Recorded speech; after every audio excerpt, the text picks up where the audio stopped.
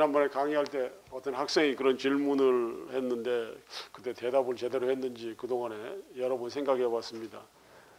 무슨 얘기 했느냐면은 그 유신하기 위해서 이제 계엄령 선포하고 나서 이제 판사들이 소위 종전과 달리 종전에 한 징역 3월부터 한 6월 사이 동안 집행유예 또 벌금 선고하던 사건을 계엄사의 권고에 의해서 징역 3년부터 5년 이렇게 형을 선고한 것이 모든 판사들이 그렇게 한 것 같으면 그렇게 따르는 것이 옳지 않겠느냐.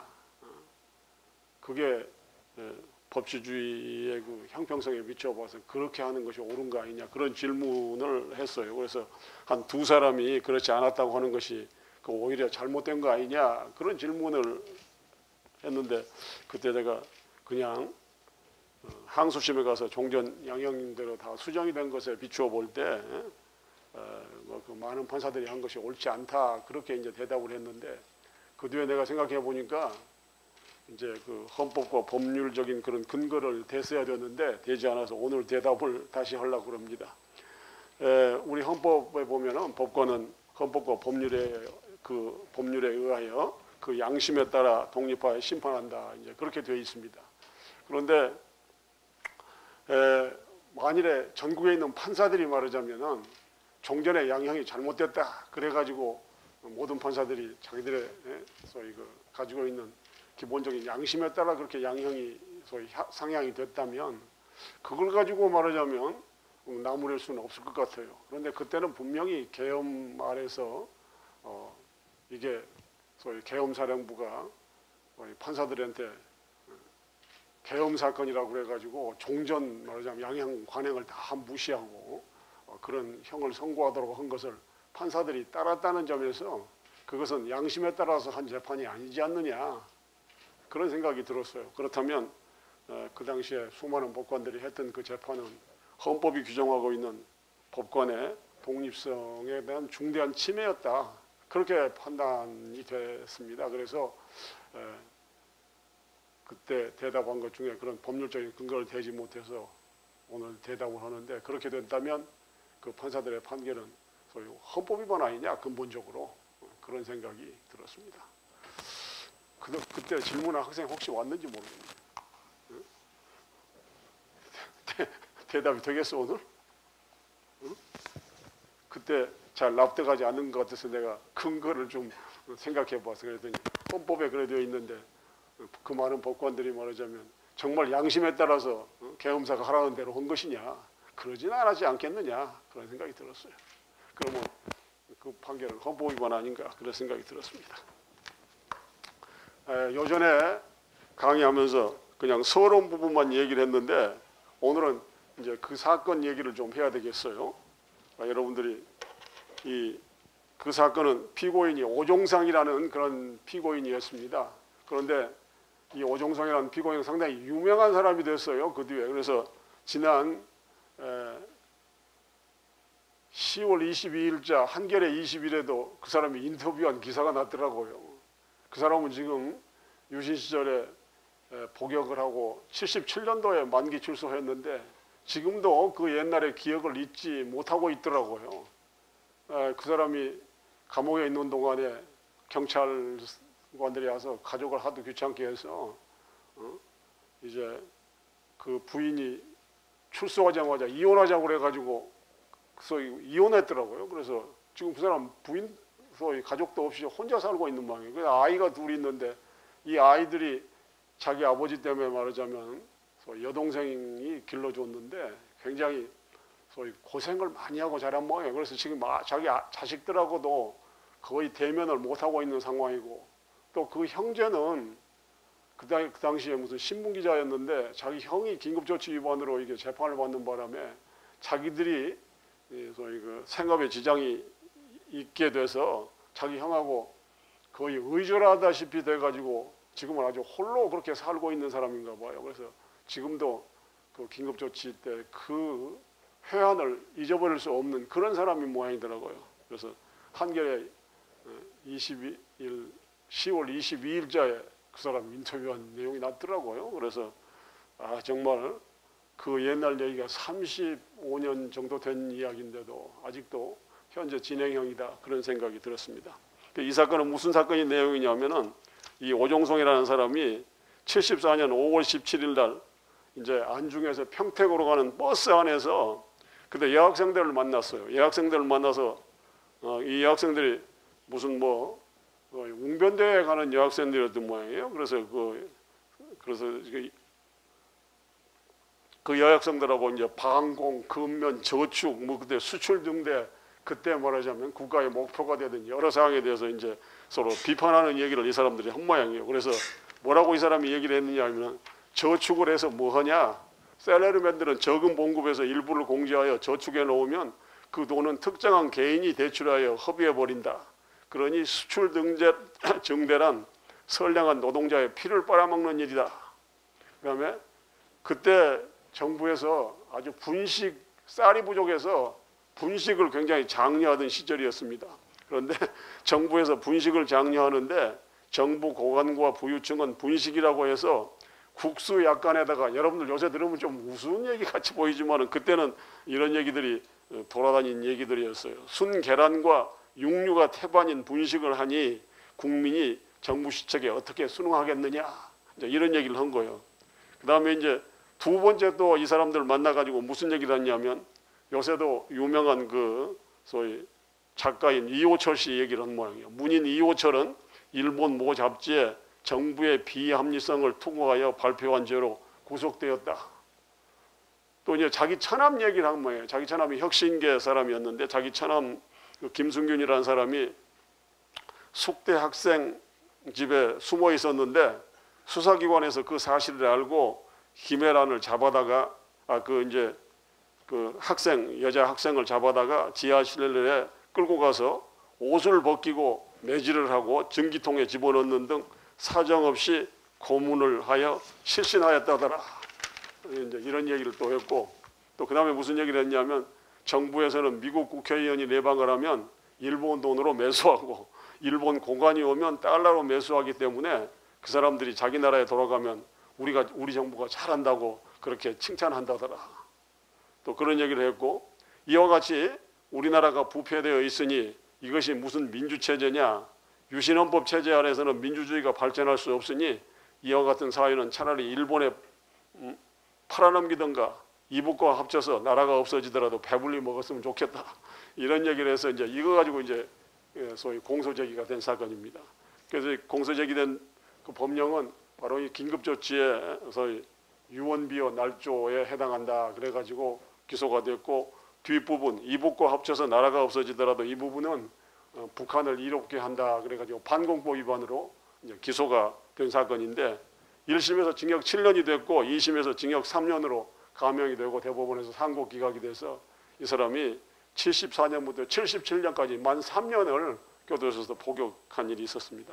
이 사건이 2009년에 이제 이르러서 피고인이 수사 과정에서 고문을 당하고 무차별 구차를 당해서 당하고 또 잠을 안 재우는 그런 일 때문에 이게 가혹행위를 한 사실이 인정된다는 이유로 재심 개시 결정이 나서 이제 2009년에 이제 서울고등법원에서 새로 재판을 했어요. 재판을 해가지고 이 사람이 나라가 이북과 합쳐서 나라가 없어지더라도 그런 발언을 한 사실은 없다. 이 사람이 처음부터 그건 부인한 일이기 때문에, 그래서 그 부분은 반공법 위반은 무죄가 나고, 이제 긴급조치 위반은 이제 면소 판결이 났습니다. 면소 판결이라는 것은 어느 때 하느냐면, 여러분들이 형사소송법 326조 여러분들 잘 아실 거예요. 법률 공부하신 분들이니까. 우선 확정 판결이 있을 때, 또 사면이 있을 때, 공소시효가 완성됐을 때, 또 하나는 이제 범죄 후에 법령이 폐지돼서 형이 실효됐을 때, 뭐 하여튼 그런 네 가지 사유가 있을 때는 이제 면소 판결을 하도록 되어 있습니다. 그런데 이 사건은 유신헌법 당시에 내려진 긴급조치가 이제 폐지됐느냐, 지금도 살아있느냐 하는 것이 사실은 문제가 되는 사건입니다. 그런데 1985년 1월 29일에 우리 대법원에서 소위 유신헌법이 폐지되고 제5공화국 헌법이 새로 말하자면 재정 공포됨으로 말미암아 이 긴급조치는 실효된 것이다. 그런 전원합의체로 판결을 한 일이 있어요. 그래서 바로 이 형사소송법 326조 4호를 근거로 해서 고등법원에서 이제 긴급조치 그 유언비어 날조 부분에 대해서는 이제 면소 판결을 했는데 이 피고인이 면소 판결에 대해서 이거 승복할 수 없다. 이제 대법원에서 무죄 판결을 해달라. 이 긴급조치는 헌법 위반이니까 무죄 판결을 해달라. 그래가지고 올라온 사건이 대법원에 올라온 사건이 이 사건이었습니다.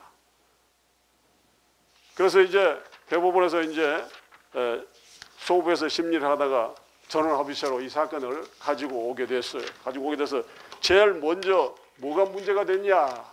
여러분들 뭐가 문제가 됐느냐? 뭐 법률 공부한 사람들도 잘 알기 어려운 일이지만 제일 먼저 문제가 된 것이 면소 판결에 대해서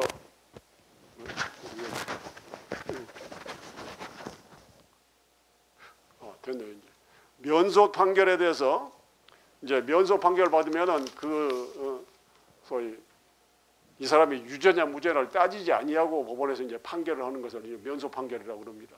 무슨 공소기각 판결도 있긴 있지만은 이 면소 판결은 아까 같이 4가지 그 사유 때문에 된 재판이기 때문에 유무죄를 원래 따지지 아니하고 바로 면소 판결하는 거예요. 그런데 이 사람은 나는 긴급조치가 헌법 위반으로 무효인 법률에 소위 법령에 의해서 재판을 받은 사람이니까 무죄를 해달라. 그래서 자기를 보고 소위 자기의 옛날 그 억울함을 좀 풀어달라. 그래가지고 이제 대법원에 재판을 구해왔습니다. 그런데 제일 문제가 되는 것이 과연 이 면소 판결이 난 경우에 과연 피고인이 무죄 판결을 해달라고 해서 상고를 할 수 있느냐, 그것이 제일 먼저 이제 문제가 된 사건이었어요. 그래서 일반적으로 그동안의 대법원에서는 이 면소 판결에 대해서는 피고인으로서는 상고를 못한다. 그렇게 쭉 판결을 해왔습니다. 그런데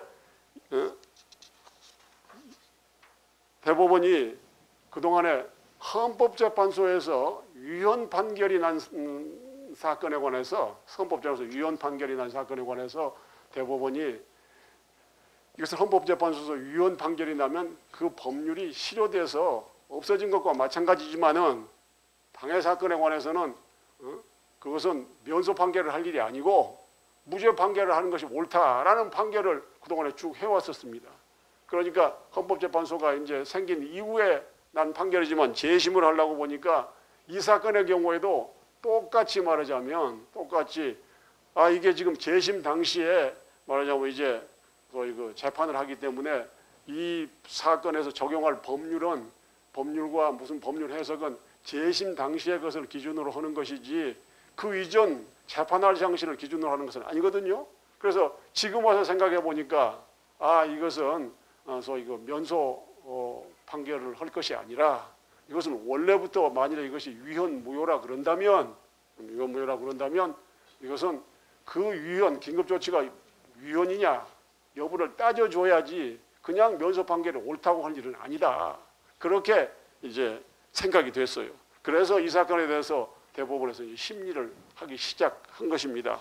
그래서 이제 문제가 되는 것이 과연 긴급조치에 관한 위헌 판단 이것이 과연 가능한 것이냐 법원에서 이게 이제 처음에 문제가 되는 거예요. 아까 되돌아가서 조금 얘기를 합니다. 1985년 이제 1월 20일 날 1월 29일 날 대법원에서 아까 긴급조치 위반 사건이 하나 있었는데 이거 좀 재미있는 사건이 되어서 이제 설명을 좀 여러분들이 하고 지나갈까 합니다. 아주 재미있는 사건이었습니다. 29일 날 그 전원 합의한 사건이 누구냐 그러면은 변호사에 대한 말하자면 긴급조치 위반 사건이었습니다. 변호사 강신옥 변호사라고 그 뒤에 국회의원도 한 2번 지내고 하신 분이었습니다. 그런데 이분이 바로 이 긴급조치 1호 사건을 재판을 했습니다. 재판할 때 변호인으로 법정에서 참석을 했었습니다. 변호인으로 참석을 했는데 변론을 하다가 무슨 변론을 하게 됐느냐 그러니까 이 사람이 변론한 내용이 아주 재밌어요. 그래서 여러분들한테 소개하고자 합니다. 예, 이 변호사가 말하자면 그 긴급조치 1호 위반으로 이제 재판을 받고 있는 피고인들을 위한 법정에서 피고인들을 이제 변론을 하다가 이렇게 말을 했어요. 애국 학생들을 빨갱이로 몰아 사형이나 무기징역형을 구형하는 검찰관의 행태는 사법살인행위라고 하지 않을 수 없으며 악법에 저항하여 일어난 애국 학생들을 그 악법을 적용하여 처벌하는 것은 후일 반드시 역사적으로 문제가 될 것이다. 이런 발언을 법정에서 했습니다. 그런데 법정에서 했는데 변호사가 법정에서 한 그 즉시 이 사람이 체포돼 가지고 이 사람이 긴급조치 위반으로 재판을 받게 됐습니다. 그 강신옥 변호사 사건은 아주 유명한 사건입니다. 긴급조치 위반에 그런데 이분이 변호사였기에 그냥 말하자면 소위 그 구속돼서 끝까지 재판받는 게 아니라 중간에 아마 보석으로 풀려났었어요. 그래가지고 이 사건이 대법원까지 올라갔는데 이 변호사에 대한 사건이다 보니까 법원에서 재판을 안 하고 언제까지 있었냐면 74년도에 일어난 사건인데 85년도에 재판을 하게 됐습니다. 그 긴급조치 위반 사건 그렇게 재판한 일이 없는데 그래서 이걸 보면서도 우리 사법부가 정말 좀 부끄러운 일을 했다 그런 생각이 들었는데 85년도에 재판을 하면서 이제 그때는 유신헌법이 폐지되고 제5공화국 헌법이 들어선 이후기 때문에 이제 이 긴급조치를 가지고 과연 이 강신옥 변호사를 처벌을 할 수가 있느냐 없느냐가 이제 문제가 된 거예요, 대법원에서. 그래서 그때 대법원 전원합의체에서 이제 꾀를 낸 게 이 긴급조치가 실효됐다고 대법원에서 이제 판결을 한 것입니다. 그 실효됐다고 판결한 이유가 뭐냐 그러니까 유신헌법과 소위 지금 제5공화국 헌법은 소위 그 국가긴급권에 관한 말하자면 절차와 요건이 다르다.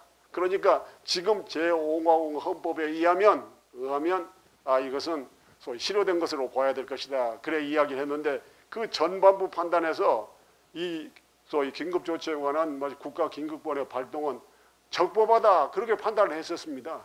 그래서 사실은 그 전원합의체 판결에 의하면 지금 말하자면 2010년도에 지금 우리가 한 그 재판은 사실은 옛날 전원합의체 판결하고는 좀 모순되는 대목이 있습니다.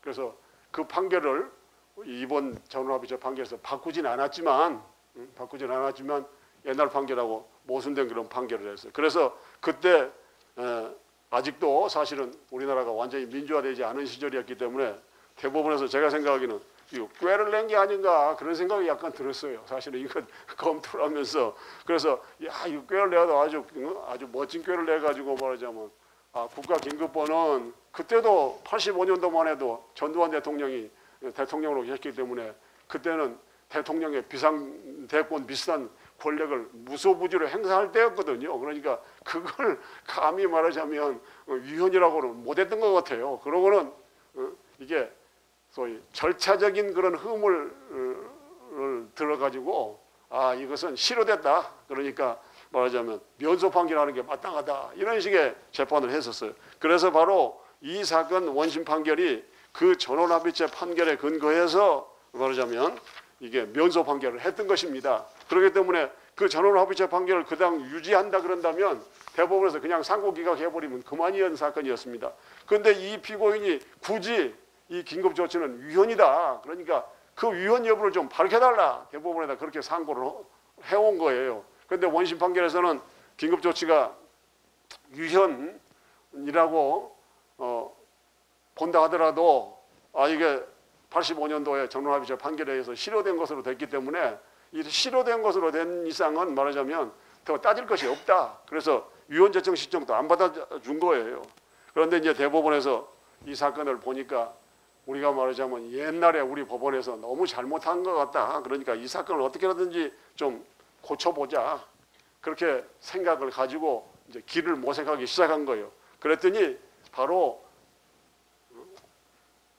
이 전원합의체 판결 나기 전에 이미 대법원의 기류가 말이죠. 헌법재판소가 생긴 이후에 이제 위헌 무효의 법률의 경우에는 면소 판결을 할 것이 아니라 이것은 이제 무죄를 선고하는 것이 옳다. 이제 그렇게 판결을 해놓은 것이 있기 때문에 이거 길이 있다 싶어서 말하자면 이제 길을 찾기 시작한 거예요. 그래서 이 사건에 관해서 긴급조치에 관해서 우리가 헌법 위반 여부를 한번 따져보자. 지금이라도 이것을 따져봐야지. 그렇지 않고서야 말하자면 우리 법원이 과거에 저지른 그 잘못을 어떻게 국민들한테 사죄할 수 있겠느냐. 그래서 생각해서 길을 찾기 시작한 거예요. 근데 제일 먼저 문제가 된 것이 어떤 부분이냐 그러니까 과연 이 국가긴급권에 근거한 말하자면 긴급조치 이거 일종의 통치행위인데 이게 사법부가 과연 심사를 할 수 있느냐 하는 것이 제일 먼저 문제가 된 것입니다.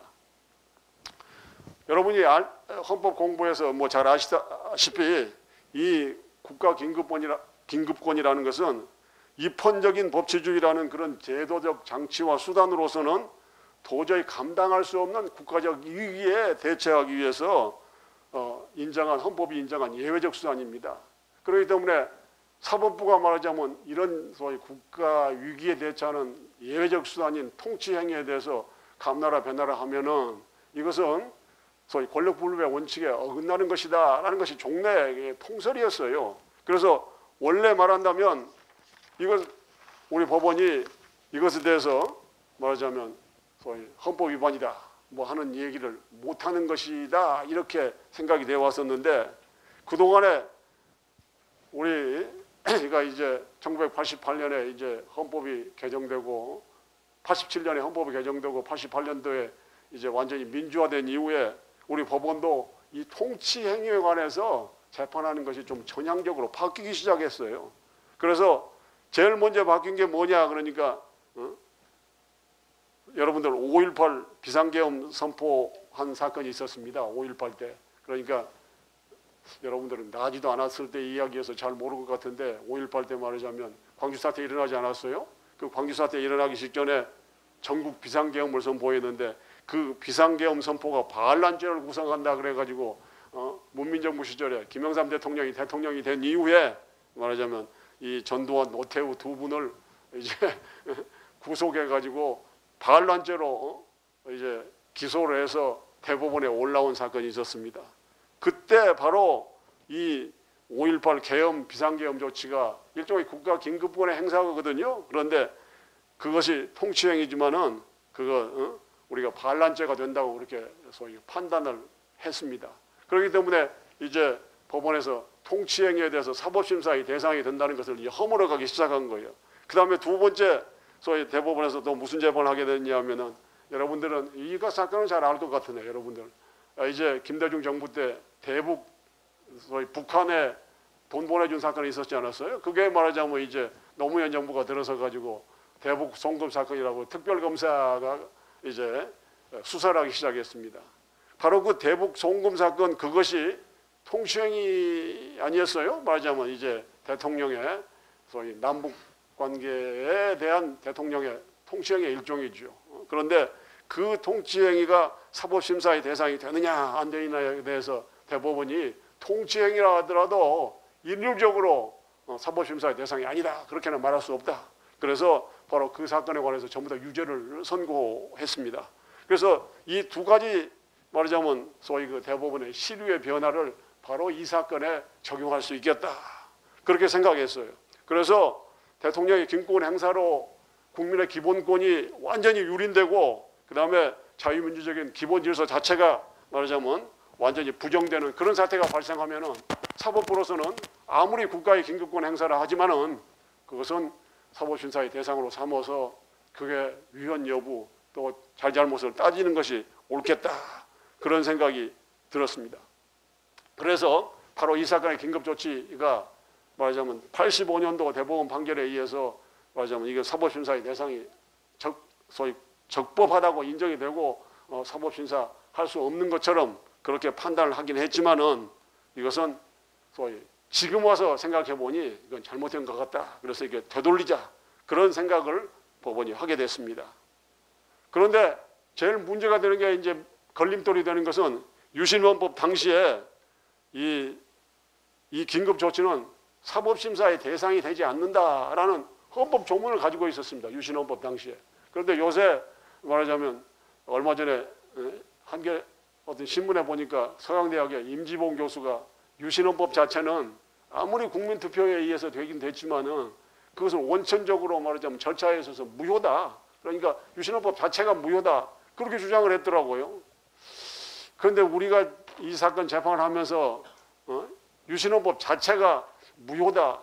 이렇게 할 수는 있겠느냐라는 생각이 들었고 또 그렇게는 할 수 없다고 생각했어요. 왜냐하면 그 유신헌법도 결국은 말하자면 나중에 대통령이 국민투표에 의해서 말하자면 이 헌법을 확정한 것이기 때문에 국민투표에 서 확정된 헌법을 지금 와서 말하자면 원천적으로 무효다 이럴 수는 없지 않느냐는 생각이 지금도 듭니다. 왜냐하면 헌법을 새로 제정할 때 헌법을 새로 제정한다고 그러면 그다 어차피 국민주권의 원리에서 국민들이 동의해야 말하자면 헌법이 형성되는 거 아니겠어요? 그렇다면 그 국민투표에 의해서 형성된 헌법을 그걸 지금 와서 원천적으로 무효다 이렇게까지는 할 수 없는 거 아니겠느냐. 아무리 대통령이 소위 그 헌법 절차를 무시하고 말하자면 비상대권을 행사해서 이런 헌법을 제정했다 하더라도 결국은 주권자인 국민이 말하자면 어떤 형식으로 이제 동의를 했다면 그걸 무효라고는 할 수가 없지 않겠느냐 그런 생각이 들었습니다. 그렇다면 이제 유신헌법 제 53조 4항에 이게 사법심사의 대상이 안 된다라고 이야기했는데 지금 와가지고 대법원이 말하자면 이걸 가지고 위헌이냐 여부를 따진다는 것은 이게 헌법적으로 불가능한 거 아니냐 이제 그런 생각이 들 수 있습니다. 그런데 다행히 여러분이 아시다시피 재심이라는 것은 소위 원래 재판 당시의 법률을 가지고 재판을 하는 게 아니고 재심 당시의 법률을 가지고 재판을 하는 것입니다. 재심 당시에. 그런데 이 재심 당시에 우리의 헌법이 이 국가 긴급권에 관해서 말하자면 국가 긴급권으로 말미암은 소위 헌법적 조치가 긴급명령 또는 긴급재정명령 이런 것입니다. 그런데 그것에 대해서 사법심사의 대상이 되지 아니한다라는 규정을 가지고 있지 않습니다. 그래서 옛날 헌법은 그런 규정을 가지고 있지만은 지금 헌법은 그런 규정을 가지고 있지 않기 때문에 이런 규정이 있다 하더라도 이것은 이제 사법심사의 대상에서 배제할 일이 아니다. 그렇게 생각해 가지고 이제 이 사건을 소위 헌법 위반인지 여부를 따져봐야 되겠다라는 생각을 하게 됐습니다. 그럼 이제 제일 먼저 걸리는 것이 뭐냐 그러면은 그러면 법원이 그러면 대법원이 지금 체제하에서 헌법재판소가 있고 지금 재심 당시의 법률이 아니고 지금의 법률에 의해서 재판을 한다고 그런다면 우리 헌법이 위헌심사기관으로 헌법재판소를 설치해 놨는데 대법원이 어떻게 말하자면 긴급조치에 대해서 위헌심사를 할 수 있느냐 하는 것이 이제 걸림돌이 되는 거예요. 그래서 과연 이 긴급조치에 대한 위헌심사를 대법원에서 할 수 있느냐 아니면 헌법재판소에 보내야 되느냐 이게 이제 문제가 됩니다. 그래서 사실은 지금 헌법재판소에 이 사건이 계류되어 있어요. 우리가 지금 대법원이 가지고 있는 이 사건에도 똑같은 말하자면 헌법소원을 제기해가지고 헌법재판소에 제기되어 있는데 아주 오랜 세월이 지났는데도 헌법재판소에서 지금 이 사건에 대해서 위헌 여부를 결정할 소위 기미를 보이지 않고 있습니다. 이 대법원에서 이걸 위헌이라고 재판을 했더니 헌법재판소에서 굉장히 깜짝 놀랐다고 그래요. 그래가지고 대법원에서 이런 재판을 할 수 있겠느냐 그런 얘기를 했다는 얘기를 들었습니다. 그래서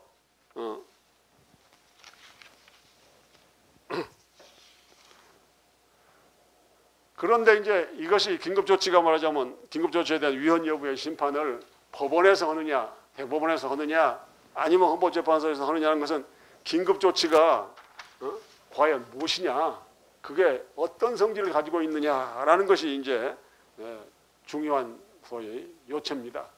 그래서 예전에 제가 강의할 때 어떤 학생이 물어보더라고. 긴급조치를 어떻게 보았는데 대법원에서 위헌심사를 했느냐 그렇게 질문을 해서 내가 다음 시간에 그건 얘기를 하겠다 그렇게 얘기를 하고 대답을 안 했는데 오늘 바로 이제 그 대답을 하게 되는 것입니다.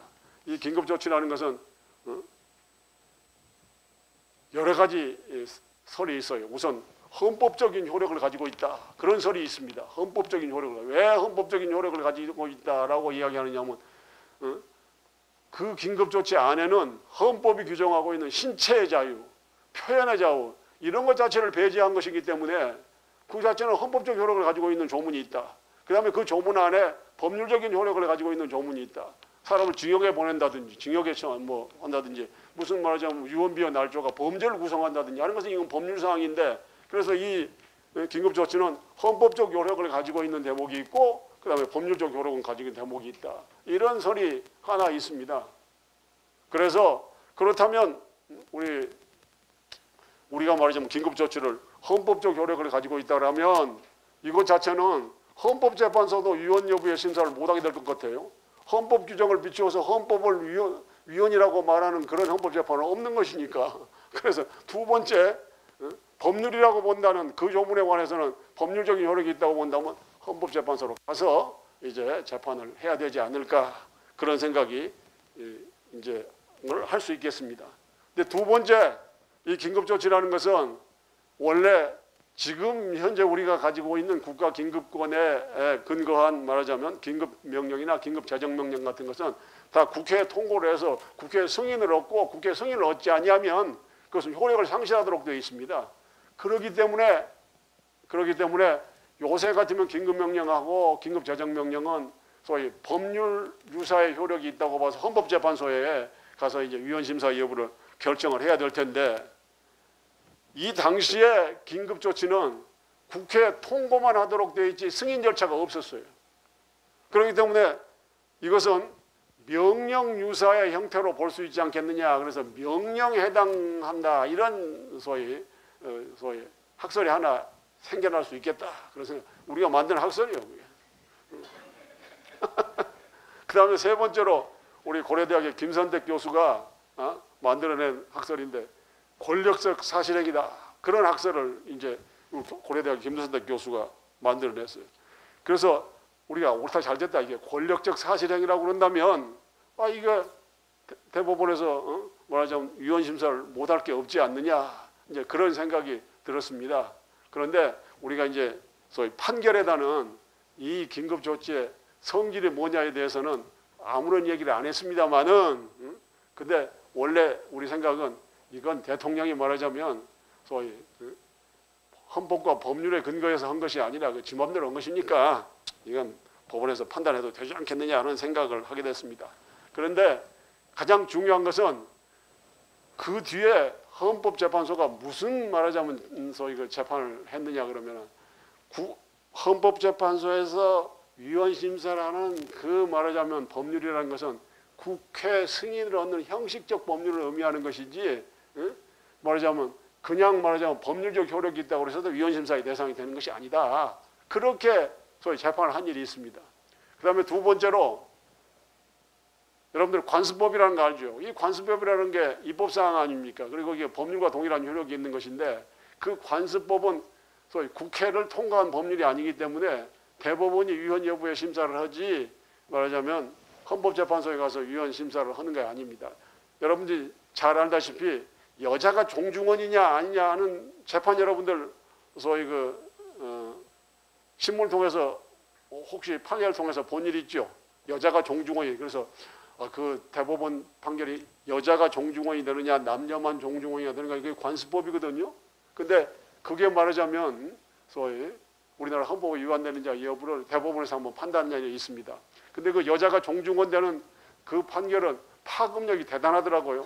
내가 이번에 우리 시골에 무슨 선산 하나 살라고 말하자면 선산 하나 살려고 어디 종중 땅을 하나 좀 산 일이 있어요. 그러더니 그 결의서를 가져왔는데 남자 여자 다 도장 찍혀 있더라고요. 그래서 야 이거 세상이 바뀌었구나 그런 생각이 들더라고요. 그래서 그 관습법을 이제 대법원에서 위헌 여부의 심사를 한 것입니다. 그렇다면 국회 결의를 거치지 않은 법률적인 효력이 있는 조항은 대법원에서 위헌 심사를 할 수 있다. 이런 결론에 이르게 돼서 이제 이 사건에 말하자면 위헌 심사를 대법원에서 하게 된 것입니다.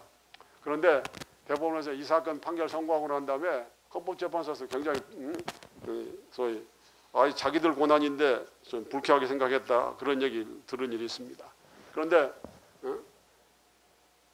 이제 문제는 만일에 이제 헌법재판소가 지금 그 사건을 가지고 있기 때문에 만일에 헌법재판소가 만일에 이게 긴급조치가 합헌이라고 판단하면 어떻게 될 것이냐, 이게 난리 나는 거예요. 지금 이제 어떻게 생각해요, 여러분들? 헌법재판소가 그럴 리도 없겠지만은 뭐 합헌이라고 뭐 판단은 절대로 안 할 것으로 생각합니다만은 만일에 헌법재판소가 합헌이라고 판결하면 이제 대법원이 위헌이라고 판단해서 무죄를 선고했는데 이 대법원하고 헌법재판소하고 이제 큰 갈등이 일어나고 이게 국기가 흔들리는 그런 사태가 지금 벌어지게 생겼어요. 그런데 뭐 우리 대법원에서 판결할 때는 설마 헌법재판소가 이걸 합헌이라고 판결을 하지는 않을 것이다, 그 확신을 가지고 한 것인데, 그럼 뭐 헌법재판소가 그러면은 이 사건에 관해서 대법원에서 재판을 했는데 또 할 수 있겠느냐? 그것은 좀 의문이긴 하지만은 우리 전에 그런 사건이 하나 있었습니다. 경찰서에서 피의자를 잡아다가 옷을 벗기고 앉았다 일어났다 앉았다 일어났다 하는 그런 일이 있었는데, 그것에 관해서 대법원에서 한번 위헌 판결을 한 일이 있습니다. 경찰관이 그렇게 한 것은 그것도 헌법에 위반된 것이다. 말하자면 개인의 신체 자유에 관한 말하자면 중대한 침해다. 그래서 위헌 판결을 한 일이 있는데, 헌법재판소에서도 똑같이 그 사건에 관해서 위헌 여부에 관한 판결을 해서 위헌이라고 판결한 일이 있습니다. 위헌이라고. 그래서 그런 똑같은 사실행위에 대해서 소위 대법원이 판결한 것에 대해서 헌법재판소가 판결을 할 수 없다, 이렇게 말할 수는 없을 것 같아요. 그러나 헌법재판소가 그 판결을 하게 되면 아마 난리가 날 것 같아요. 그런데 내 생각에는 헌법재판소가 절대로 합헌이라는 판결을 하지는 못할 것입니다. 만일은 과거로 되돌아가는 그런 판결을 할 리는 없다고 그렇게 생각을 합니다. 자, 이렇게 해서 대법원이 이 사건에 관해서 소위 위헌 심사권을 법원이 가지고 있다, 이제 그렇게 말하자면 판단을 해서 위헌 여부에 대해서 판단하기에 이르렀습니다. 그러면 이제 그 위헌 여부를 판단하는데 제일 문제가 되는 것이 이 국가 긴급권에 관해서 종래 우리 법원에서 어떤 견해를 가지고 있었느냐, 이게 굉장히 중요한 문제였습니다. 어떤 견해를 가지고 있었냐.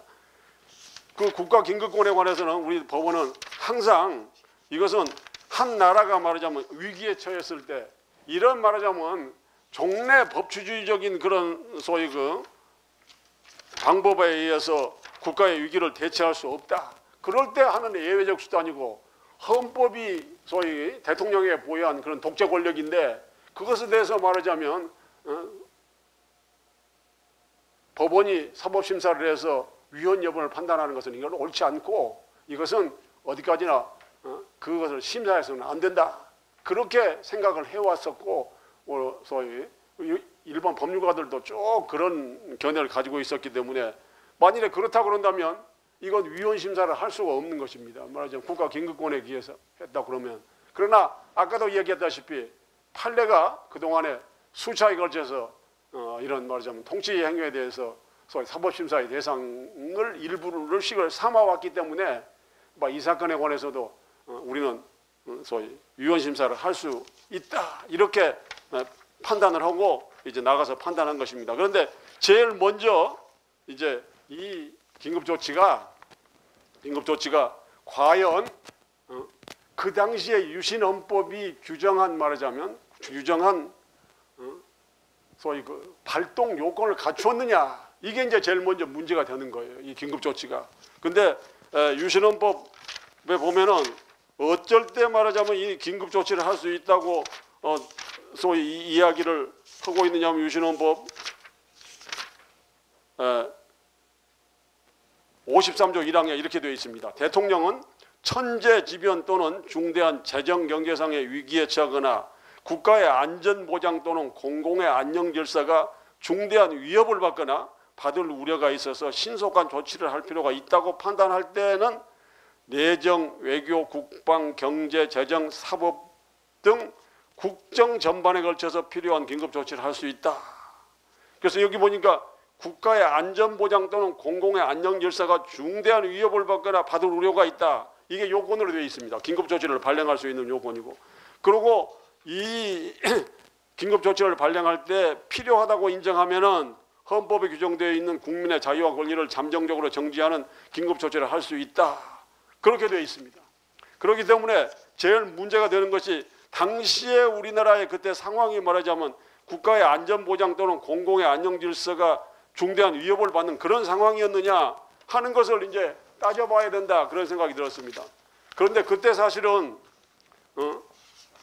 남북관계나 뭐 여러 가지 상황에 비춰봤을 때 우리나라 상황은 그런 긴급조치를 할 만한 그런 상황이 아니었다는 것이 지금 말하자면 역사적으로 다 밝혀진 일입니다. 왜냐하면 그때 바로 그 계엄령을 선포하기 직전에 이우락 당시 중앙정보부장이 이제 북한을 방문해서 김일성 주석을 만나고 돌아와서 남북 공동성명을 발표해가지고 남북관계가 굉장히 화해 무드로 가던 그런 때였습니다. 그래서 남북관계 문제도 없었습니다. 그때 또 닉슨이 이제 대통령 2기를 시작하면서 소위 이 동아시아에서 미군을 철수해야 되겠다고 그래서 미군을 좀 일부 철수하는 그런 계획을 세워서 진행하고 있었기 때문에 이 동아시아에 말하자면 미국과 소위 러시아, 중국 이런 관계가 말하자면 무슨 긴장 관계에 있는 것이 아니라 해빙 모드로 들어가는 그런 시기였습니다. 그 다음에 국내적인 상황도 평상시하고 무슨 뭐 달리 뭐 헌법상 큰 위기, 국가가 위기에 처했다고 볼 만한 헌법이 규정한 그런 소위 그 상황이 아니었습니다. 그래서 지금 와서 이제 보니까 그때 긴급조치는 무엇을 할 목적으로 했느냐, 그러니까 유신체제에 대한 국민적인 저항을 탄압하기 위해서 이것이 한 것이 분명하지 국가의 위기를 헤쳐나가기 위해서 한 조치가 아니었다라는 것이 이제 우리가 심리한 결과 그게 너무 명백한 거예요. 우리가 경험한 거예요. 그래서 사실 다원 이 긴급조치를 하면서 유신체제를 어떻게 하면 오래 끌고 가느냐 하는 그것이 목적이었지, 무슨 국민들을 말하자면 국민들의 뭐 재정경제 국민들을 위해서 아니면 국가의 재정경제상의 위기를 타개하기 위해서 한 조치가 아니라는 것이 너무나 명백한 일이었습니다. 그래서 지금 보니까 이건 국가긴급권이라고 하지만은 그 긴급권의 발동 요건 자체를 갖추지 못했다는 것이 지금 와서 명백한 거예요. 그런데 제가 지금 생각해보니까 85년도에 말하자면 그 강신옥 변호사 사건 때 대법원이 바로 이 점을 들어서 긴급조치를 위헌이라고 선언을 해버렸더라면 지금 말하자면 우리 사법부는 옛날하고는 많이 달라졌을 것으로 그렇게 생각을 합니다. 그런데 그때 말하자면 교묘한 묘수를 만들어가지고 말하자면 이게 유신헌법에 의해서 법률이 폐지된 것이다. 오고강헌법에서 법률이 폐지된 것이다. 그러니까 면소 판결하자 이래 했기 때문에 그 수많은 긴급조치 위반 사건으로 인해서 재판받은 사람들을 서론해 줄 수가 없었던 거예요. 그 사람들 마음에 있는 응어리를 법원이 풀어줬다면 오늘날처럼 우리 사법부가 말하자면 국민으로부터 뭐라 그럴까 이게 불신받는 일이 그렇게 생기지 않았을 것이고, 지금처럼 말하자면 국회 시작하자마자 매 국회 회기마다 사법개혁이 이 사람들 화두입니다. 이번에 대통령 선거 나온 사람들 세 사람 전부 다 하여튼 공약의 최우선 조항이 사법개혁이 사법개혁. 그러니까 법원 검찰은 그냥 몰매를 맞는 그런 상황이 됐는데, 만약에 이때 이런 일을 했더라면 정말 지금 사법부가 말하자면 국민들로부터 지금 이렇게 불신받는 일은 없지 않았을까 그런 생각이 듭니다. 그런데 그 85년도만 해도 이 긴급조치에 대해서 말하자면 위헌이다 그렇게 재판할 만한 배짱은 없었던 것 같아요. 제가 그래서 85년도에 대법원 전원합의체를 구성하고 있는 대법관들의 명단을 이렇게 쫙 보니까 다 유신 시절에 이 긴급조치에 의해서 징역 10년씩 20년씩 막 보내던 그분들이 다 대법관이 되어가지고 이렇게 있더라고요. 그래서 제가 보니까 그 재판은 도저히 할 수가 없었겠다 그런 생각이 들더라고요. 그래서 지금 와서 제가 대법원장이 돼가지고 대법관을 요청하는데, 유신 시절에 긴급조치 재판한 사람들은 원칙적으로 대법원에 재판을 하기는 좀 곤란하지 않겠느냐 이제 그런 생각이 들어서 보니까 지금은 법원에서 다 나갔더라고요. 긴급조치 재판한 사람들이 그게 없어. 그런데 지금 말하자면 긴급조치 재판한 사람들은 다 없는데, 지금 있는 법원 판사들은 그 옛날에 선배들이 해놓은 그 여러 가지 잘못 때문에 지금은 그냥 오물을 뒤집어 쓰고 있는 그런 상황이 된 거예요. 그래서 국민들이 지금 있는 판사들은 그러하니까 좀 신뢰를 해주면 좋겠는데 영 신뢰 안 하는 것이 오늘의 현실인 것 같아요. 두 번째, 그 내용이 어떠냐? 내용이 어떠냐? 이 긴급조치의 가장 큰 문제는 소위 우리 헌법이 규정하고 있는 것은 정말 이 표현의 자유, 사람이 말하자면 생각한 대로 말하고 하는 것에 대해서 처벌받지 않는 것이 이게 소위 민주주의의 기본적인 말하자면 기본권 중에 하나인데, 이것이 말하자면 근본적으로 유신헌법 말하자면 이게 잘못됐다, 그 비방도 못하지, 유신체제에 대해서 비난도 못하도록 한 이 긴급조치는 소위 유신헌법도 이 표현의 자유를 규정하고 있기 때문에 이 자체가 말하자면 소위 표현의 자유에 대한 중대한 침해다. 그 다음에 이 헌법, 이 긴급조치는 두 가지 점에서 아주 중대한 문제를 가지고 있습니다. 하나는 영장 없이 사람을 마음대로 체포할 수 있도록 그렇게 해놨습니다. 그 영장 없이 마음대로 사람을 체포하고 그 다음에 이 긴급조치에 의해서 말하자면은 사형 무기징역까지 할 수 있도록 말하자면 그런 말하자면 대통령의 명령에 의해서 할 수 있도록 하는 그런 소위 국가긴급권의 발동이기 때문에 이것은 소위 법치주의의 원리를 근본적으로 부인한 말하자면 소위 조치이기 때문에 이게 그 조문이 대개는 이 신체의 자유 조문에 들어가 있습니다. 헌법에 보면 요즘 헌법 13조든가요? 잘 기억은 없는데 차 교수님 13조입니까? 신체의 자유가? 12조예요? 한 조문 틀렸네. 신체의 자유 그 조문에 이제 조형법정주의 조문, 영장 뭐 이런 것이 전부 다 들어가 있거든요. 그런데 그 신체의 자유에 대한 중대한 침해고, 그 다음에 유신헌법 폐지해달라고 하는 것은 국가에 대해서 청원하는 것이야 뭐 누구든지 다 할 수 있는 것인데 그 청원권을 보장하고 있는 헌법 조문, 헌법의 권한을 그 이제 침해한 것이다. 그래서 이 긴급조치 자체는 내가 생각해도 유신헌법 자체가 규정하고 있는 국민의 기본권마저도 유린한 그런 말하자면 국가긴급권의 행사였기 때문에 이 내용도 완전히 헌법 위반이 아니겠느냐 그런 생각이 듭니다. 그래서 이 두 가지 면에서 대법원에서 판단할 때 첫째로 이것은 유신헌법 자체가 규정하고 있는 말하자면 국가긴급권의 발동의 요건을 갖추지 못한 것이다. 두 번째로 그 내용이 유신헌법 자체가 규정하고 있는 소위 국민의 기본권을 근본적으로 유린한 것이다. 이 두 가지 면에 봐서 소위 이것은 당시에 가지고 있는 유신헌법에 의해서도 소위 헌법 위반의 조치다 이렇게 말할 수밖에 없다. 그렇게 판단이 됐습니다. 뿐만 아니라 재심 당시에 우리가 가지고 있는 지금 현행 헌법에 비춰보면 이건 더 말할 나위 없이 말하자면 헌법 위반의 조치다 이렇게 결론에 도달하게 됐습니다. 그래서 대법원은 이 긴급조치를 위헌이라고 판단하고 피고인의 상고에 대해서 이제 무죄를 선고하기에 이르렀습니다. 그래서 이와 같은 과정을 거쳐서 대법원이 이와 같은 말하자면 판결을 하게 됐지만은 제가 그 뒤에 그 하급심 담당 법관한테 만나서 우연히 밥 먹는 자리에서 이야기를 했더니 그 하급심 법관이 그런 얘기를 하더라고요. 자기들은 그 재판을 하면서 그런 발상을 해본 일이 없다는 거예요. 그래서 말하자면 면소 판결한 것을 가지고 대법원에서 상고를 받아줄 것이라는 생각도 못했고 더욱이 면소 판결할 사항에 대해서 말하자면 위헌 무효라는 이유를 들어서 무죄를 한다는 것은 생각을 못 해봤다고 그러더라고요. 그러니까 제가 생각하기에 국민들이 소위 당한 그 아픔을 해결해 주기 위해서 말하자면 이게 길을 찾으면 그동안에 민주화된 법원이 말하자면 그 길을 조금씩 축적해 가면서 열어놨더라고요. 그래서 그 길을 따라서 오늘 이런 결론에 도달하게 된 것입니다. 이 사건은 우리 사법부가 유신체제 아래서 행한 부끄러운 과거를 뒤늦게나마 이제 청산한 그런 판결입니다. 이 판결을 하기에 물경 35년의 세월이 걸렸습니다.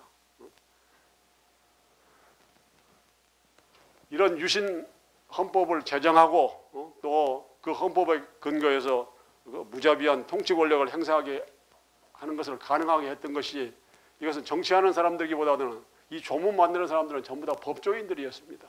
저는 법조인의 한 사람으로서 이와 같은 소위 유신헌법 아래서 긴급조치가 말하자면 수많은 사람을 감옥으로 불러넣은 것에 대해서 아주 부끄럽게 생각합니다. 아마 여러분들은 오늘 우리가 민주화되었으니까 뭐 지금이야 뭐 그런 일이 있겠느냐 그렇게 생각할지 모릅니다. 그러나 지금은 세계 각국에서 아직도 이런 말하자면 사태는 수도 없이 벌어지고 있습니다. 여러분들 시리아라는 나라 요새 신문에서 자주 보잖아요. 시리아의 아사드 대통령이라는 사람, 그 사람 여러분 국민의 선거에 의해서 된 대통령입니다. 그런데 국민들의 목숨이 말하자면 파리 목숨보다 못하게 죽어가는 것을 여러분들 봅니다. 대통령 한 사람의 권력의 유지를 위해서 그 수많은 국민들이 자기 아버지는 4만 5천 명을 죽였다고 그러더라고요. 4만 2천 명이라고 그러더라고요. 그런데 지금 이 사람은 아직 1만 5천 명밖에 안 죽였다고 그렇게 신문에 기사를 내가 보았습니다. 그래서 아직도 지구상 곳곳에서 이렇게 국민들의 자유와 권리를 유린하는 통치자들은 얼마든지 있습니다. 독일말로 이런 말이 있더라고요. The history repeats itself. 그런 말이 있어요. 역사는 반복된다고. 여러분들 우리가 언제 또 다시 이런 일을 당하지 않으리라는 보장은 없습니다. 정말 우리 젊은 법조인들이 정말 법률가를 지망하는 여러분들이 선배 법조인들의 전체를 밟지 않냐고 다시 우리나라의 민주주의가 후퇴하는 그런 말하자면 사태가 오는 것을 막아줘야 됩니다. 젊은 법조인들이 깨어있지 않으면 다시 우리나라에도 이런 말하자면 엄청난 일이 벌어질 수 있다는 것을 여러분들에게 경고하고 싶습니다. 마지막으로 토스토예프스키의 그 소설 중에 죽음의 집이라는 소설에 나오는 뭐 대목이라고 해서 어느 책에 인용하는 것을 다시 인용하면서 여러분들한테 이야기하고 강연을 마치고자 합니다. 권력, 즉 인간을 굴복시키는 무한한 능력을 경험한 사람은 누구든지 부지불식간에 자신의 감각을 제어하는 능력을 상실한다. 독재는 습관이다. 독재는 고유한 생명을 가지고 있다. 그것은 마침내 질병으로 변한다. 습관은 아무리 훌륭한 사람이라도 죽일 수 있으며 짐승의 수준으로 타락시킬 수 있다. 피와 권력은 도취를 낳는다. 사람과 시민은 독재로 인하여 영원히 죽는다. 인간은 존엄성, 참회, 갱생으로 돌아가는 것은 거의 불가능한 일이다. 난 이 경구를 보면서 소위 우리 인간이라는 것은 권력에 도취되면 아무 일도 할 수 있다는 대통령이라는 것은 무소부지의 권력을 가지고 있습니다. 그 무소부지의 권력이 있는 대통령이 권력의 유지를 위해서 비상대권을 또다시 행사한다면 우리나라의 민주주의는 다시 퇴행할 수밖에 없다는 것을 여러분들께 말씀드리고 젊은 법조인 여러분들 앞으로 여러분들의 용기와 여러분들의 그 담대함으로 우리나라의 민주주의를 더욱 발전시켜 갈 수 있기를 간절히 희망합니다. 감사합니다.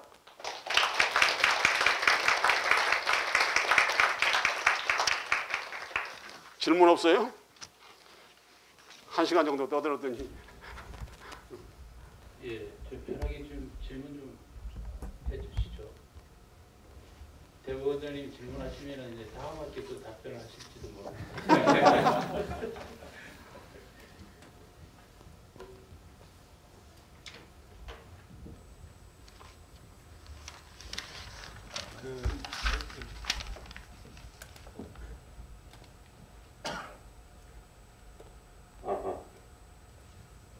네, 그 교수님의 강연 너무 잘 들었고요. 아까 그 교수님께서 강연 도중에 유신헌법 자체는 무효인가에 대해서 말씀을 하셨었는데, 일단 그 헌법 제정 과정에서 일단 국민의 동의가 있었기 때문에 그 자체적으로 원천적으로 부정할 수는 없는 거 아닌가라고 말씀을 하셨었습니다. 예. 근데 이제 제가 그 법학을 공부를 하지 않고 이번에 로스쿨 들어와서 법학을 공부하기 때문에 정확한 모든 사실은 잘 알 수 없지만 그 제가 학부 때 공부했었던 나치의 경우에는 그때 당시에도 국민의 약 90% 이상이 찬성을 했었고 그럼에도 불구하고 많은 만행들을 저질렀었고 그에 대해서 이제 나중에 역사적 심판을 받고 그 나치 헌법의 경우에는 무효가 된 걸로 알고 있습니다.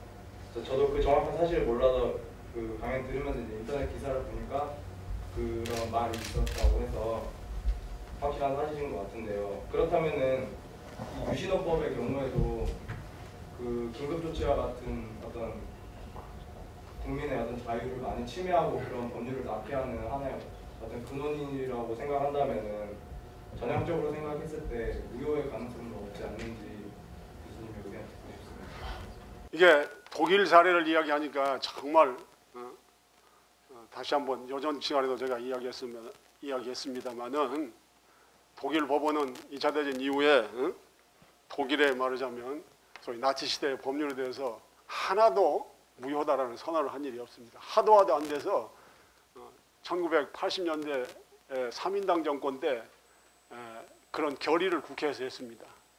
말하자면 그 나치 시대 그런 것에 대해서 말하자면 소위 그 효력 정확하게 기억이 없는데 하여튼 그때 그 나치 시대 한 만행에 대해서 말하자면 뭔가 소위 그 다시 참여를 하고 그것을 뭐 어떻게 해야 되지 않느냐 그런데 근데 그 80년대 그 국회 결의는 잘 기억이 없는데 그걸 결의를 국회에서 했는데도 법원에서 끄떡도 안 하기 때문에 1997년에 소위 그 기민당 정부 시절에 국회에서 정식으로 나치 시대 법률을 무효화하는 그런 법을 만들었습니다. 그래서 그걸 국회에서 그걸 일거에 해결했습니다. 근데 80년대 그 결의한 내용은 지금 제가 잘 기억이 나지 않는데 그때도 한번 그런 결의를 국회에서 했어요. 그런 유사한 결의를. 그래서 그래도 안 되기 때문에 97년도에 국회에서 정식으로 그 법을 제정해가지고 무효화를 했습니다. 그런데 우리는 국회에서 뭐 그런 일을 한 일도 없고 그러기 때문에 지금 현재 우리가 말하자면 유신헌법 자체를 국민투표에 의해서 된 것을 그 자체가 말하자면은 무효다 그런다면은 우리나라의 국가의 그 말하자면 여러 가지 소위 그 정치행위, 통치행위 이 모든 것의 연결성에서 중대한 문제가 생길 소지도 있어서 이거는 헌법 교수들한테는 물어봐야지 난 잘 모르겠어요. 그거 무효화시키면은 지금 말하자면 그 당시에 제정한 법률도 많고 뭐 하여튼 복잡한데 이 모든 게 어떻게 되어가는 것인지 이것은 굉장히 심각한 말하자면 사태가 생길 수도 있어서 뭐 함부로 이야기하기는 좀 어렵지 않겠느냐. 그런데 개개 법률이 소위 국민의 기본권을 근본적으로 유린하는 경우에 소위 위헌이요 무효로 선언하는 것이 방법론에 있어서 법률을 하는 사람의 방법론으로는 그쪽이 오히려 낫지 않을까 그런 생각을 해봅니다. 그건 다 자신 없는 얘기네. 그런데 차 교수 대답 좀 한번 해보시죠. 어떻게 생각해요? 원장님 그 훌륭하신 의견에 저도 동감이고요. 그래서 학생이 질문한 거에 좀 정확하지 않은 게 있는데 나치 시절에 바이마르 공화국 헌법의 규정은 그대로 있었습니다. 그대로 있었고 그때 당시 인권 유린을 하는 그런 여러 만행들은 헌법 규정에 의해서 한 게 아니라 헌법 규정 효력들을 무시하는 가운데 그 법률적인 근거에서 이루어진 것입니다. 요즘 시간에 내가 이야기했는데 바이마르 공화국 헌법은 그대로 놔두고 수권법이라는 법률을 만들었어요. 말하자면 에어메이퉁스케세스라는 법을 만들어 가지고 그 법에 보니까 행정부가 모든 말하자면 그런 헌법에 위반되는 조치를 할 수 있다고 법에 규정을 해놨어요. 그래서 그것에 의해서 한 거 맞네. 그 에어메이퉁스케세스라고 그래요. 그래서 지금 대법원장이 설명하신 그 내용이 정확하신 거고요. 그래서 이제 나중에 뭐 대법원장 설명을 듣고 저도 알았는데 그러고 나서 이제 나치 시절의 법률을 사후에 이제 무효화하는 법률도 만들 수 있는 것인데 그 헌법 규정 자체를 전체 다 무효화했을 때 법적 공백, 혼란, 카오스 이것과 그 다음에 그런 거라도 질서가 있었을 때의 것을 비교 형량한다면 그게 대법원장이 말씀하신 것처럼 그때 당시 유신 시절의 법 전체를 다 무효화하는 것이 과연 더 인권 보호를 위해서 나은 것이냐고 좀 고민을 해봐야 되는 거 아닐까 싶습니다. 그래서 대법원장님 설명하신 게 아주 매우 훌륭하신 것 같습니다. 그런데 제5공화국 헌법을 이제 제정하면서 그 헌법 부칙 제9조에 이 법 시행 당시의 법령이 이 헌법에 위배되지 않는 그대로 효력을 유지한다. 그래가지고 그것도 국민투표 한번 묻혀서 5공화국 헌법에 의해서 다시 한번 확인한 일이 있습니다. 우리 헌법의 역사를 보면은 이제 헌법 개정할 때마다 그렇게 하긴 하지만은 이 헌법 5공화국 헌법 새로 제정한 거나 마찬가지거든요. 그런데 그때 개정한다고 유신헌법을 개정한다고 그렇게 말하자면 명목을 내걸긴 했지만 체제 자체가 완전히 달라진 것이기 때문에 5공화국 헌법은 이제 새로 제정한 것이나 마찬가지인데 그 부치 구조에 이 헌법 시행 당시의 법령 중 이 헌법에 배치되지 아니하는 것은 다 효력을 그대로 유지한다. 그렇게 규정이 되어 있습니다. 그렇기 때문에 그 다음에 아마 87년도에 개헌 때도 똑같은 조문을 헌법 부칙에 뒀을 겁니다. 그런 것 같으네요.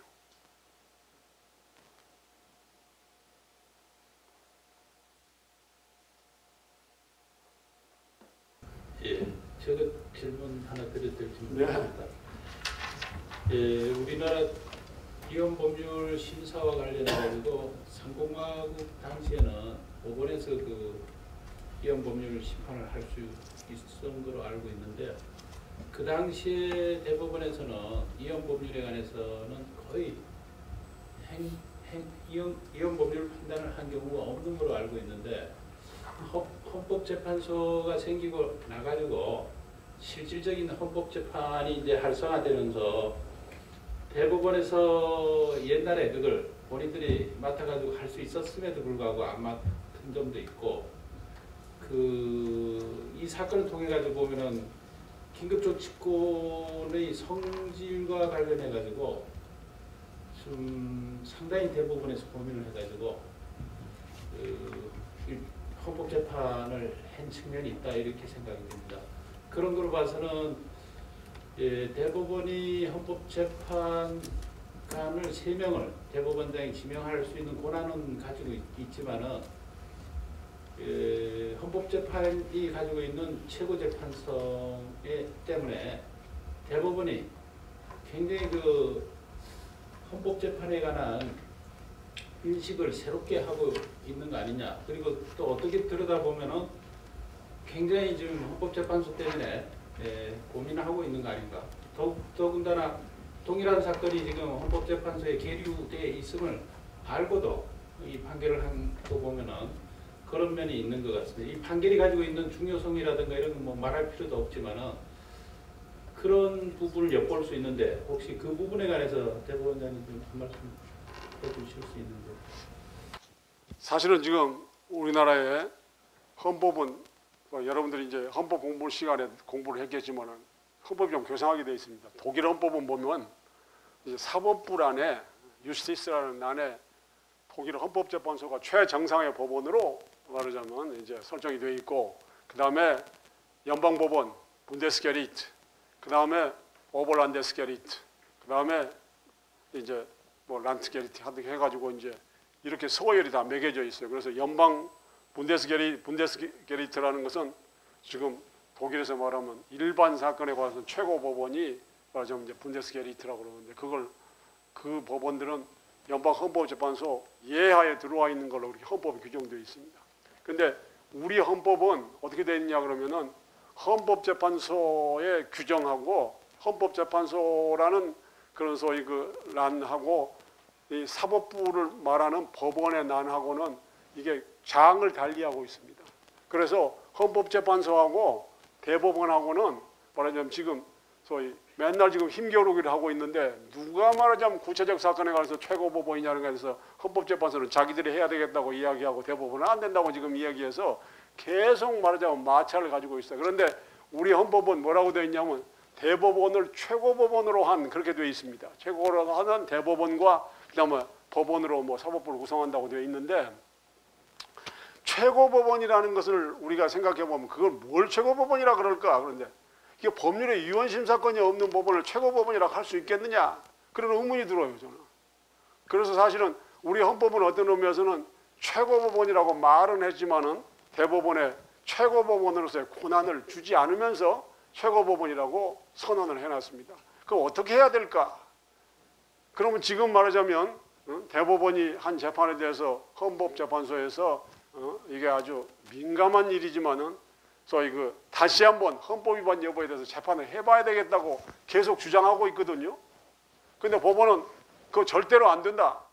우리 소위 헌법이 대법원을 최고법원으로 한다는 이야기는 소위 위헌법률 심사권을 제외한 모든 말하자면 사건에 관해서 대법원의 판단에 대해서 그 누구도 말하자면 건드릴 수 없다고 규정하고 있는 것이다. 그렇게 이해를 하고 있습니다.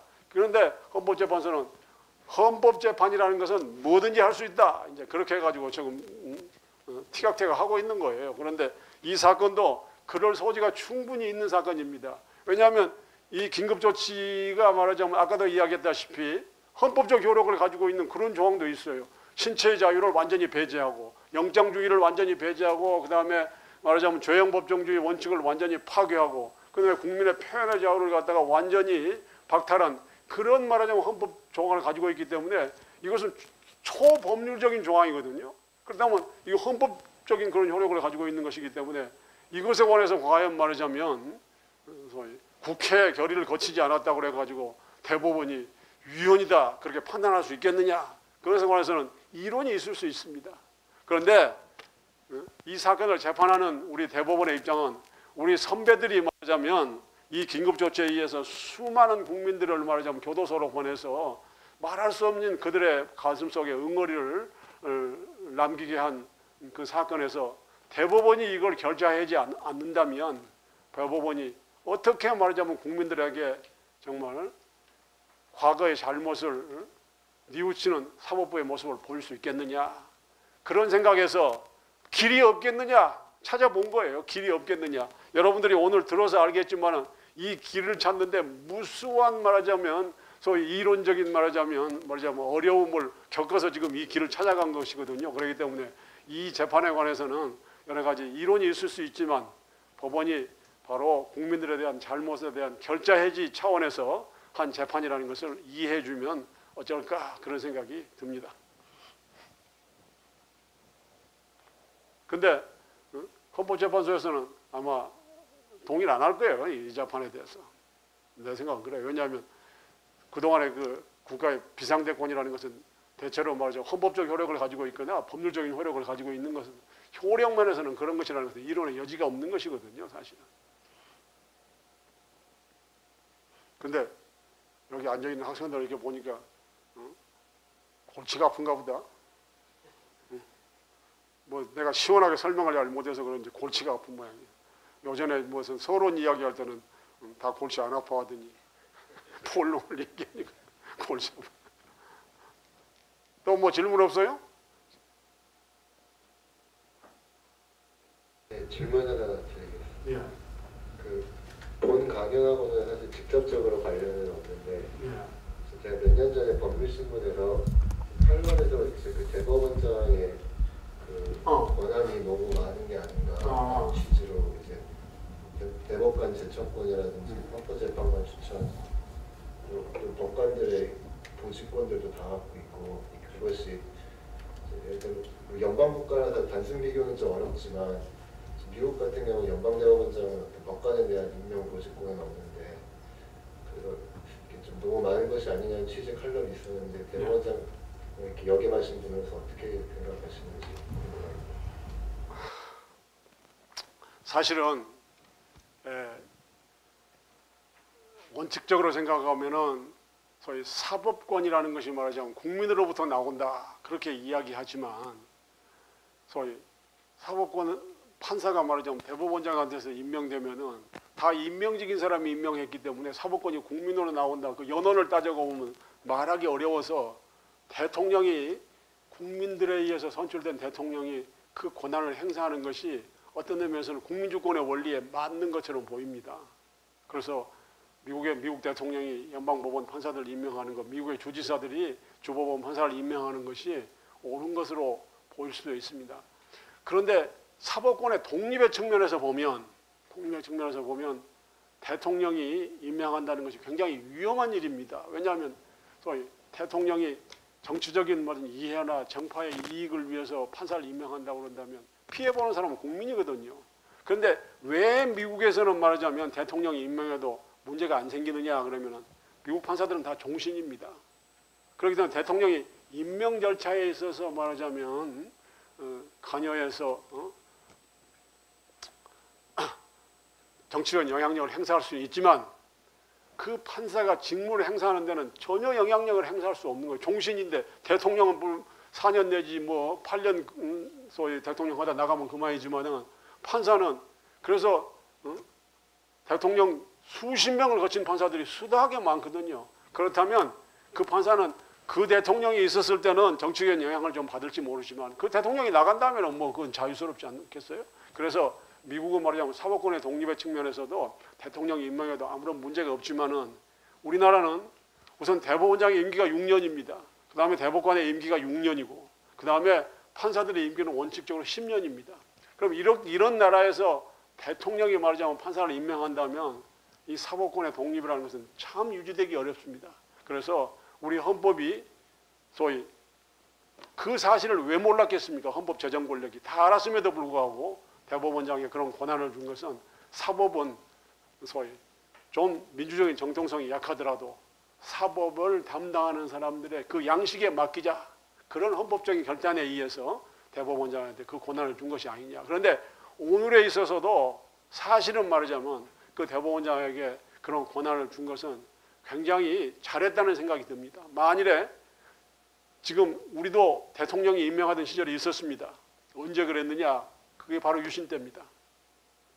1974년부터 시작해서 79년 사이 그 사이에 모든 법관의 임명과 보직권을 대통령이 가지고 있었는데 그 당시에 우리 법원이 한 재판이 바로 오늘과 같은 그런 재판이었습니다. 그래서 이 사실을 생각해 보면 지금 소위 아직도 우리나라의 대법원의 법관의 임명권과 보직권이 있다는 것은 그나마 우리 사법이 국민들을 위해서 사법권을 독립적으로 행사하는 데 큰 말하자면 디딤돌이 된 것이 아니냐 그렇게 생각합니다.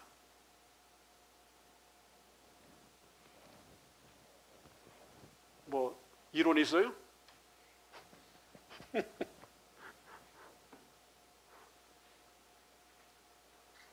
예. 탄소가요. 예. 좀 늦게 생겼잖아요. 그렇죠. 그럼 그 전에는 그런 위헌 판결 같은 걸 다 대법원이 했나요? 예, 우리 헌법의 역사에서 제1공화국 헌법 때부터 시작해서 제1공화국 헌법에서는 헌법위원회라는 게 있었습니다. 어떤 대법원장이 말하자면 재판장이 되고 말하자면 대법관 몇 사람, 그 다음에 국회의원 몇 사람에서 헌법위원회라는 게 있는데 그 헌법위원회에서 위헌재판을 했습니다. 그 다음에 제2공화국 때는 헌법재판소를 만들었는데 헌법재판소 소위 설립되지 못한 채로 5.16 혁명이 나서 끝나버렸습니다. 그 다음에 제3공화국, 5.16 군사쿠데타가 일어난 이후에 이제 제3공화국 때는 대법원에 위헌심사권을 부여했습니다. 그러다가 제4공화국 시절에 그러니까 제3공화국이 유신시대예요. 유신시대로부터 제5공화국 전두환 대통령 시절 이 소위 어간에는 다시 헌법위원회라는 것을 부활해가지고 그 헌법위원회가 이제 위헌심사를 하다가 1987년 개헌으로 인해서 헌법재판소를 받아들이게 돼서 지금 그 헌법이 지금까지 유지되고 있기 때문에 지금 헌법재판소가 오늘까지 그대로 유지되고 있는 것입니다. 내가 하도 나이가 많아서 옛날 것까지 소상히 알고 있습니다. 젊은 사람은 잘 몰라.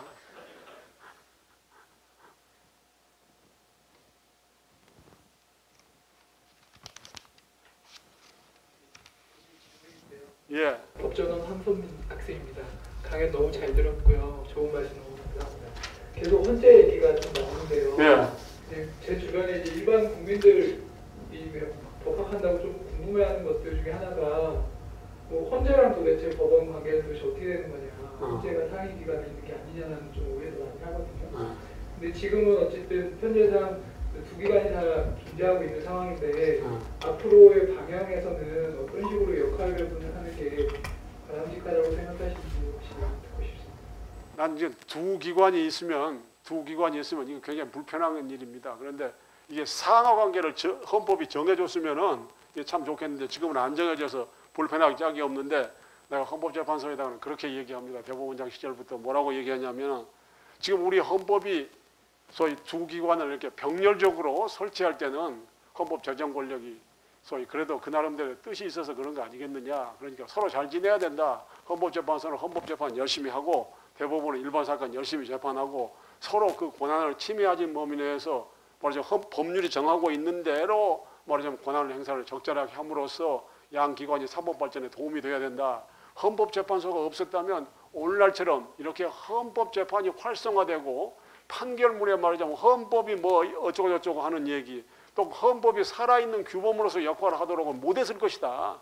그런데 헌법재판소의 역할이 20년 동안, 지금 한 20몇 년 동안, 3, 4년 동안 굉장히 큰 역할을 한 것이다. 헌법을 살아있는 규범으로 만들어 놓은 거거든요. 우리가 대학 다닐 때는 헌법을 뭐라 그러니, 헌법은 이것은 소위 프로파간다라고 그랬더니 규범, 소위 이게 뭐 선언적 규범이지 그것은 말하자면 살아있는 규범이 아니라고 그랬어요. 그런데 오늘날은 말하자면 초등학교 학생도 헌법이 뭐 어쩌고 저쩌고 하는 것 같더라고요. 옛날엔 그런 일이 없었어요. 그래서 요새 헌법을 살아있는 규범으로 만든 그 헌법재판소의 공로는 굉장히 큰 것입니다. 그러나 헌법재판소와 대법원이 서로 말하자면 그 권한 가지고 다투면 이것은 말하자면 법률 체계에 관한 위기가 도래한다. 그러니까 양 기관이 대등하게 병렬적인 기관으로서 잘 지내야 될 것이다. 그렇게 이야기합니다. 그러나 우리가 소위 헌법재판소와 말하자면 대법원이 분리되어 있는 것은, 이것은 소위 사법비 말하자면 국민들의 기본권을 유린하는 그런 말하자면 정치 권력에 야합을 했기 때문에 생겨난 제도입니다. 제일 먼저 생긴 것이 살아는 오스트리아지만은 그래도 이 헌법재판이 활성화된 것은 독일입니다. 바로 2차 대전 나치 시절에 이 독일이 말하자면 국민들을 말하자면 얼마나 많이 소위 살해했는지 하는 것은 우리가 역사를 통해서 너무 잘 아는 일입니다. 근데 그런 잘못, 그것은 전부 다 사법부의 힘을 빌려서 했습니다. 특별재판소를 만들기도 하고 그랬지만 사법부의 힘을 빌려서 했기 때문에 그 사법부를 가지고는 소위 독일에 말하자면 독립된 법원, 독립된 사법부, 독립된 재판기관이라고 말할 수 없다는 그런 반성적 고려에서 헌법재판소가 생겨난 거예요. 실제로 독일은 그렇습니다. 지금 법원의 모든 인사권을 우리처럼 법원이 가지고 있는 것이 아니라 법무부가 가지고 있어요. 독일은 내각 책임제에 있는데 판사 임명권, 보직권 이 모든 것이 전부 다 행정부에 있습니다. 지금도 그래요, 독일은. 그래서 사실 독립된 법원이라는 것은 독일은 헌법재판소밖에 없습니다. 그래서 이런 경험을 한 나라, 그러니까 국민들의 기본권을 아주 사정없이 유린한 경험을 한 모든 나라에서 헌법재판소를 만들기 시작했어요. 우리나라도 똑같습니다.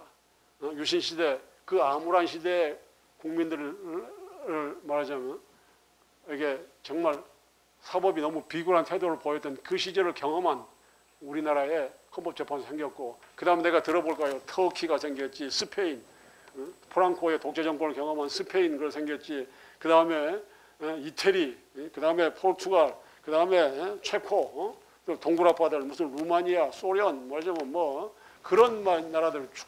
그래서 이 동양에서도 몽고, 그 다음에 인도네시아, 뭐 전부 다 독재 국가들이에요.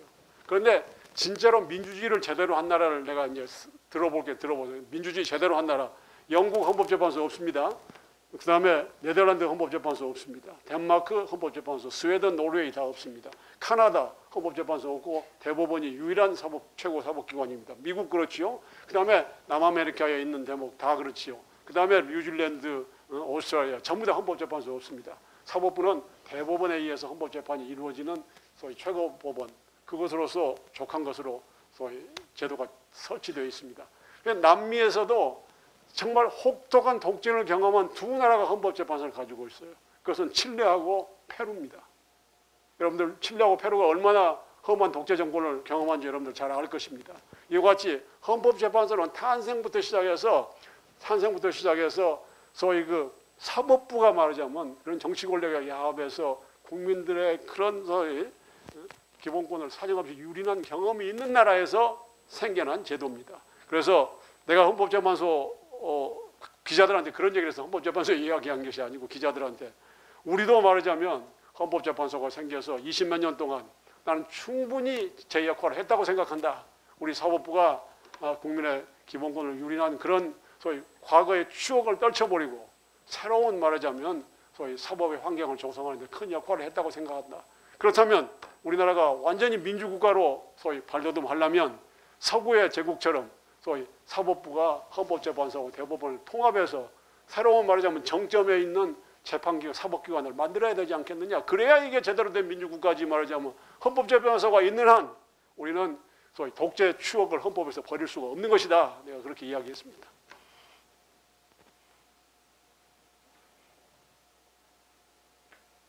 예. 오늘 강의하신 내용과는 상관없는 부분인데 아까 잠깐 언급하셨던 관습법에 대해서 저도 한번 여쭤보고 싶습니다. 그 관습이라는 건 사람들마다 모두 받아들여지는 게 다르고 또 지역마다 다를 수 있는데요. 지난 그 행정수도 특별법 같은 경우에 이제 서울이 관습헌법으로 수도다 이런 내용 때문에 이제 위헌을 받아서 저희가 이제 그 세종시 건설에 차질을 빚었던 그런 전례가 있는데, 그렇다면 관습으로 인해서 이렇게 법에서 판단을 할 때 어디까지를 이렇게 공통적으로 사람들에게 관습이라고 이렇게 인정을 할 수 있는지 그런 제한된 범위에 대해서 여쭈고 싶고, 그럼 관습법을 개헌하기 위해서는 그거를 성문화된 헌법으로 이렇게 명문화를 해야지 그걸 개정할 수 있는 것인지, 사람들에게 있어서 이제 관습은 시간에 따라서 변하기 때문에 그걸 어떻게 변화시켜서 법에 적용할 수 있는지 이 부분에 대해서 여쭈고 싶습니다. 근데 관습법이라는 것은 우리가 말하자면 소위 일반 소위 그 사회 공동체에서 형성된 사람들의 말하자면 생활 패턴이 법규의 효력을 가지게 되면, 법률적인 그런 효력을 가지고 있다고 생각이 되면 입법사항에 관한 것이라면 우리가 관습법이라고 말하는 것이거든요. 그래서 그 관습법은 어떻게 해서 그러면 관습법이라고 일컬어지느냐? 그럼 법원에서 판결로 인정을 해야 되는 거예요. 그러니까 그래서 그것은 국회에서 결의를 거치지 아니하고 법률의 효력을 갖는 것이지만 그래서 그 관습법을 우리가 말하자면 일반 법률하고 좀 구별하는 거예요. 근데 이제 관습헌법이라고 말하는 것, 관습헌법이라고 하는 것은 이것은 소위 성문헌법이 없는 나라에서는 관습헌법이라는 말이 말하자면 이제 말이 되겠지만은 성문헌법이 있는 나라에서 이 헌법이란 건 뭐냐? 그러니까 국가의 골격을 짜는 일이거든요. 국가의 골격, 입법, 행정, 사법, 권력 분립의 원칙, 그다음에 경제 원칙, 국민의 기본권 이런 것을 규정하는 것이 말하자면 헌법이기 때문에 국가의 국민의 권리와 의무뿐만 아니라 국가의 한 조직의 골격을 짜는 것을 우리가 헌법이라고 말하는 것인데, 그래서 컨스티튜션이라고 그러잖아요. 그런 것인데 국가의 골격을 우리가 관습으로 만들 수 있겠느냐? 그것은 좀 의문이에요. 그래서 그거 지금 헌법재판소에서 그 재판했었을 때 나는 정말 놀랐어요. 야, 이게 무슨 소리냐? 헌법이 관습헌법이라니. 그랬는데 요새는 뭐 그것이 통용화됐는데 아마 내가 생각하기에 어느 나라에서 그 관습헌법이라는 얘기가 돼요. 이게 말하자면 영국처럼 성문헌법이 없는 나라에서는 말하자면 그런 얘기가 있을 수 있는데, 성문헌법이 있는 나라에서 그래 있을 수 있을까 그런 생각이 들었어요. 그런데 수도를 서울로 한다, 이것을 헌법적 사항이라고 말할 수 있겠느냐? 그건 좀 의문이 있는 거예요. 그러니까 관습헌법이란 말은 헌법재판소에서 사실은 그런 말을 쓰지 않냐고 헌법의 일반 원칙이다 뭐 그렇게 썼으면 어쩌을까 하는 그런 소위 생각도 약간 들더라고요. 관습헌법이라고 말하는 것은 성문헌법 국가에서 국가의 골격을 짜는 성문헌법을 가지고 있는 나라에서 그것은 소위 헌법재판소로서는 해서는 안 될 그런 말하자면 선언을 한 것이 아니었을까라는 그런 의문도 들어요. 그것은 확실하지는 않지만. 예, 다른 질문이 있으시겠지만은 3시 30분에 수업이 또 있다고 합니다. 그래서 오늘 강의는 마치고 다음 학기에 다시 듣도록 하겠습니다. 네, 우리